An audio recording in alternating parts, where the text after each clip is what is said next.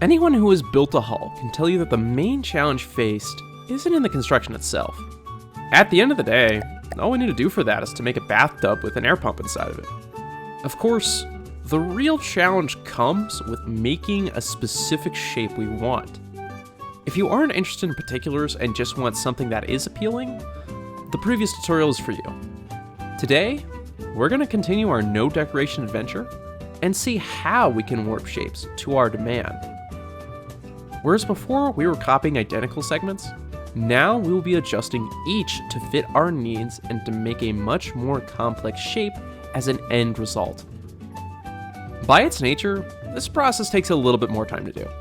Because of that, we'll be only getting to the bow today, but I'll be back with the stern soon enough.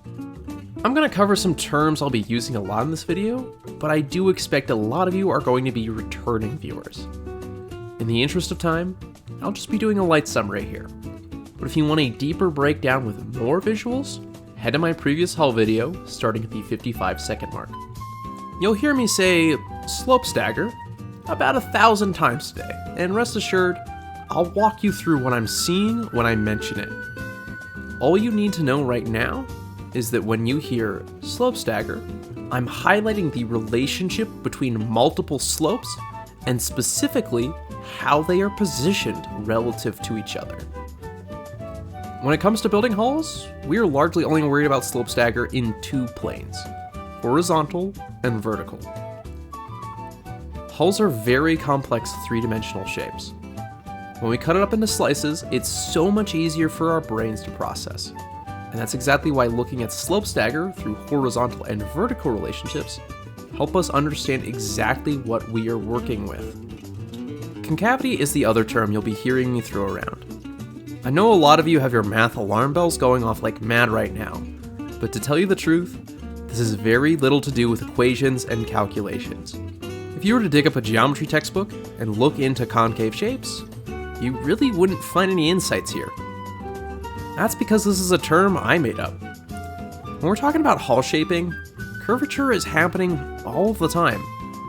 So I needed a way to specify the specific type of curvature we're looking at. And to be exact, when the direction of curvature changes. These are a lineup of generic single, double, and triple concavity shapes. Each color highlights one section of the concavity.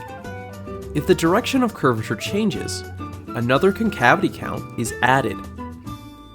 A common misconception I see a lot of people have is considering a bow shaped like this to be a double concavity. It's very easy to understand why you might think that. There's two curves. What we need to keep in mind though is the sides of our vessel. Even though we are looking at a rather sharp edge here, we still count this as a change in curvature, bringing us to a triple concavity. With that out of the way, let's go ahead and kick things off. I'm going to be keeping it simple today with a single concavity bow. If you'd like to see other shapes, just let me know. Alright, so you can see I've already gone ahead and got started with a bit of an outline to just mark out the total length and width of the vessel I want. Next thing on our list is to figure out how tall we want it to be. We're going to start this in the center because I will be incorporating shear to the build. As you can see, the bow will rise up towards the front, being taller up here than it is in the middle, as well as the stern to a lesser extent, but that's less important. Alright. I'm going to hit Alt-N to go ahead and place mirror mode down in the middle of the ship. 5 down. A beam slope in there.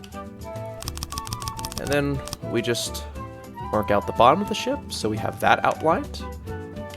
So I'm going to go ahead and give us,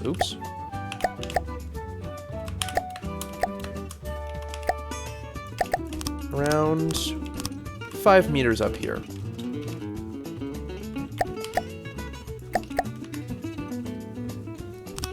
Continuing on in the outline phase, I'm just going to work the bottom out towards the front. Up next is the shape of the bow we're going to want in the end. So, color.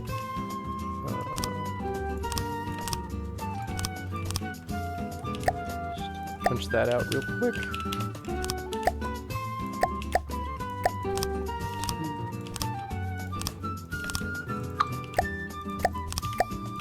5 meters, I'm pretty happy with that. Alright, I'm going to go ahead and get started on our outlines for the water line and deck line. So let's start this with around, I'm thinking 8 meters of stagger to start for the first 2 segments. So 8 meters of stagger, meaning we have 4 meters here, and then 4 meters here before the block bumps out properly here, and then we start again. 4 meters here, 4 meters here, giving us 8 meters. And that's how we count horizontal slope staggering. Now that I have that, we're gonna sharpen it to 6. Yeah, that looks good. A pro tip that I always use is I look down the stagger I'm using. Hit F11 to pause time, and then we just use the zoom feature, and then you can really see where the curve's going to end up. We're very early on, but you're going to see me doing this a lot in this video. I'm just continuing 6 meter slope stagger for now. I'm very happy with how it's going. It means it's very flat. There's very little variation until you get to the very front. Up here.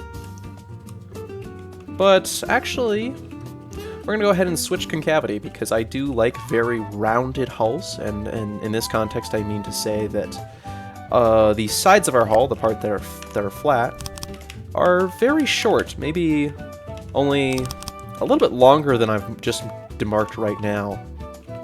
So let's go ahead and back to the bow.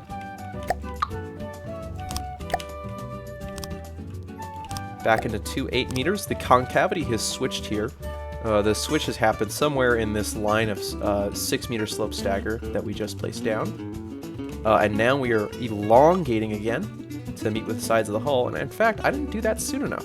So we're going to delete that guy. Move this to be 8 meters. Make another 8 meter friend. And I like really long extensions here when we really finally meet the sides of our hull, which is where we're coming up on. So I'm going to go ahead and place that down as a 12 meter slope stagger. Again, that's 4, 4, and for the third time, another 4, giving us 12 before we bump out.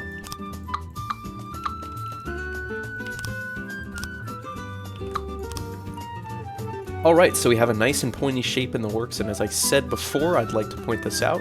This is a double concavity shape. So let's go ahead and look down its length. Right in front of us, we can see the hull is curving to the right, but at the very end there, it curves back out to the left slightly. Very subtle, almost hardly worth mentioning. But if you want a very curvy vessel, something that has a lot of character to it, understanding the shapes are important.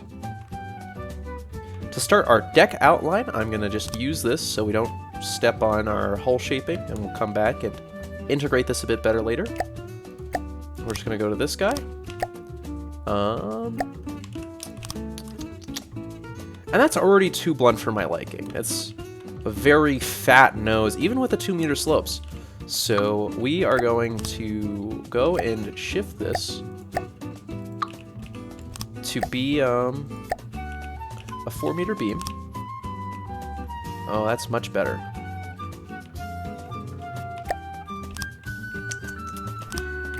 We're going to shift to 6 meters.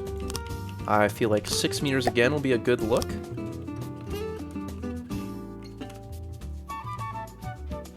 Already very pointy. Remember how, working in the water line here, the shortest slope stagger we ever got to was 6 meters.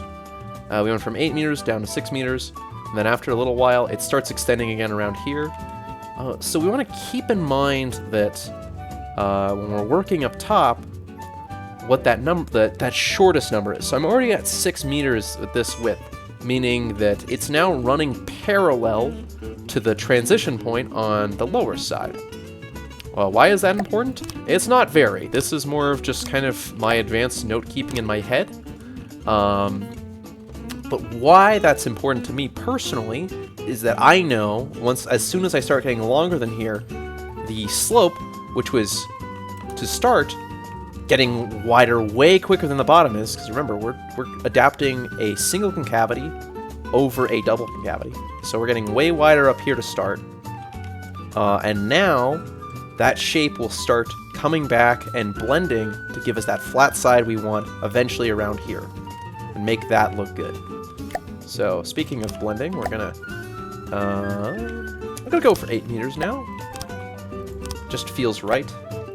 And sometimes we have to rework it, you know, it goes that way. Very pointy bow. I have no complaints about that though. I like sleek hulls. And we have only one more width piece to go before we adapt.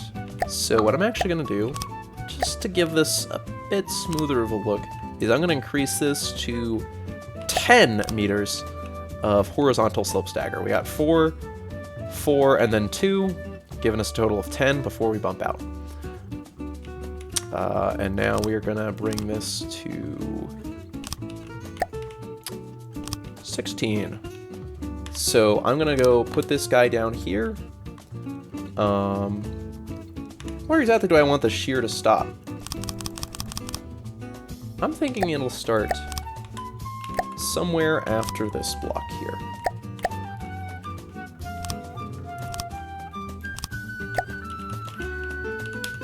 So long as we can fit that full 4 meter upslope in there, we're good. Alright, as you can see, I've copied our work that we made in that original deck line, and now I've integrated into a lower surface that now has some shear built in. So what does that mean for us? That means we can just delete this section.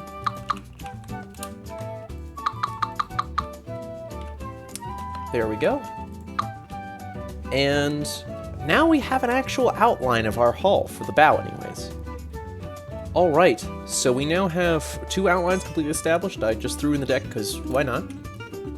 So let's start working up in columns from our water line up to our deck line. And by that, we're going to start doing this. Now, I see a lot of people could do like some curvature where you start small with vertical stagger, i.e. For every time we go up, we stagger by 1 or more. So this is 1 meter vertical stagger. This is 2 meters of vertical stagger, 3 meters of vertical stagger, and funnily enough, this last one is actually 4 meters of vertical stagger. I did not plan that. So that gives us a nice curve. But I don't really want a curve, so we're going to start building up at 2 meters of vertical stagger and see where that lands.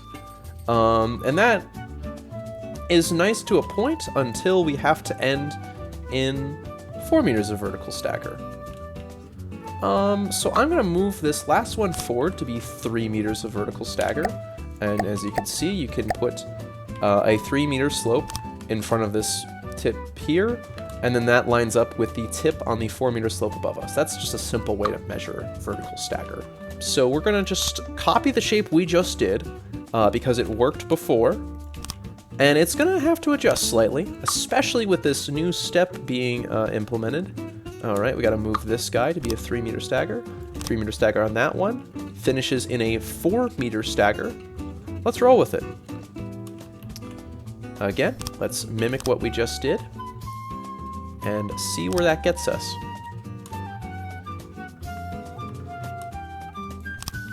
Okay, we're now getting a lot of more vertical stagger. This time we are up to 6. So I can put a 4 meter beam down, and then I can put another 2 meter beam down to get lined up with the tip of the next slope. Alright, now that we've reworked this section forward, we're looking good. Now this does seem like a lot. As some of you probably have noticed, I'm not using any transitions yet, I'm just using pure slopes. This is by design, we will get back to that. I want people to understand how to do this process without confusing their heads with the properties of transition blocks. Because transition blocks are a really good tool to have, but you have to really know what you're doing with them. Alright, starting to work at the front here, and as you can see, we need to start flattening out and accommodating that single concavity shape that we've been working with. So now I'm going to shift from a 4 meter slope into a 3 meter slope, so we don't overrun the edge of the bow. Up here is a 2 meter slope, And we're just going to ignore whatever the heck I was doing up here, because I'm not very happy with it. And then we do that. And then this hurts my soul to do, because I don't like doing it, but I think that will do the job nicely. And we really can see how we have a very advanced shape going on here. Again, let's take a look down the length of it. And you can see it really ebbs and flows quite nicely. I mean, it's still slope stagger, so it's just a vertical upside-down staircase still, but it's our vertical upside-down staircase. The next thing on my plan I'm going to do is I'm going to start filling in these slots back here. Alright, so what I've gone ahead and done is I've filled in all the gaps. There's actually just one more step to do in here, and if you look closely under the slopes, you'll notice that some cubes are missing. It's an annoying part, but just be patient with it.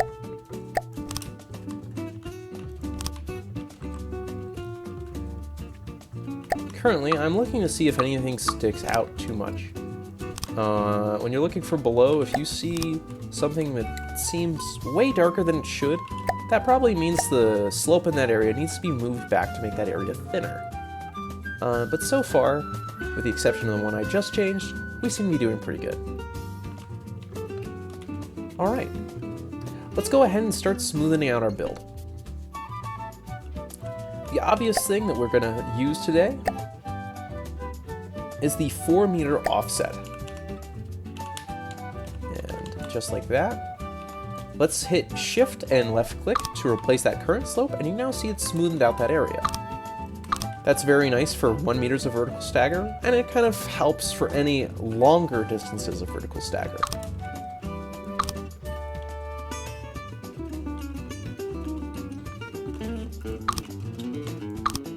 Let's start with the entire bottom row first.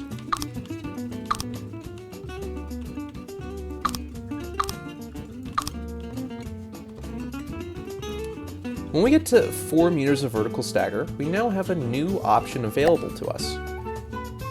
Instead of using a transition block, come over here and use a triangle corner. Place the inverted triangle corner right where the back block used to be.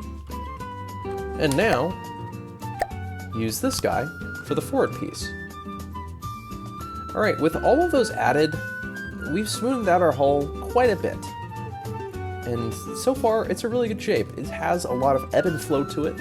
It's still original slope stagger, the old method we used to use. So, you know, it's gonna look like steps from the other side, but when you have it down in the water, you're only gonna be looking down on it, and those steps aren't as noticeable from up here. But this is about as good as you're gonna get without pulling out decorations. So, that was one of the harder parts that we had to work on. Let's go down and work on the below waterline section for our bow. Switch from colors here. I'm going to keep it very simple to start. This section does not really need a whole lot of work, especially for somebody likely of your skill level. So I'm just going to keep building these down at 5 meter increments, because this section can just be vertical and it'll look good. Now that I have all those columns in place, let's go ahead and round off the bottoms.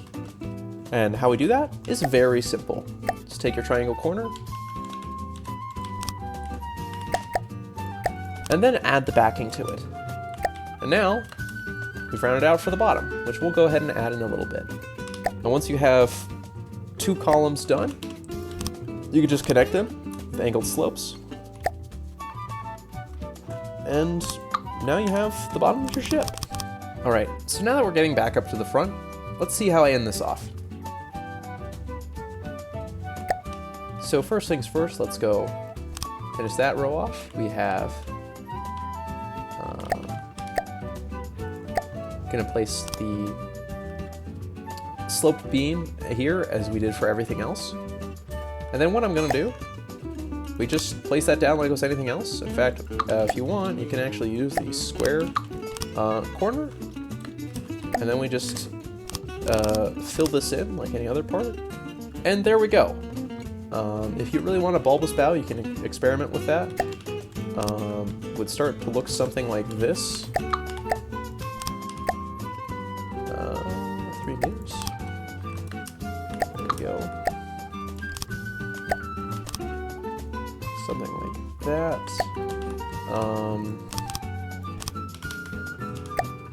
And then we're going to come back over, finish this off with a square corner.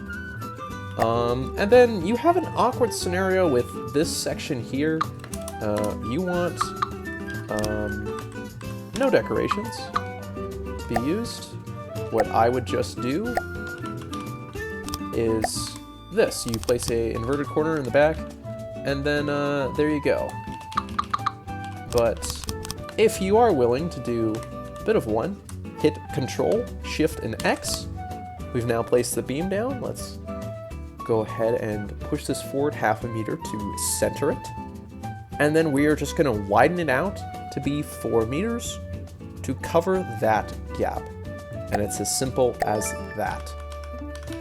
And then there we go. That's just about the bow done of our vessel. I'm going to wrap it up there. As I said before, we'll save sterns for the next part. As for reflecting on what we've learned today, I'm not gonna lie. There's a reason you don't see slope staggered hulls like this much anymore. At the skill required to pull this off, it's just much more efficient to do the layering method instead. And that's not even mentioning it gives much cleaner results too. I'm mainly still teaching this because there's a lot of valuable lessons here, and of course, for whatever reason, if you do prefer to work without decorations, I still want this knowledge to be available to you. Anyways, if you guys have any game-related questions, come join us over in the United Builders Discord. You guys have a great one, and I'll see you next time.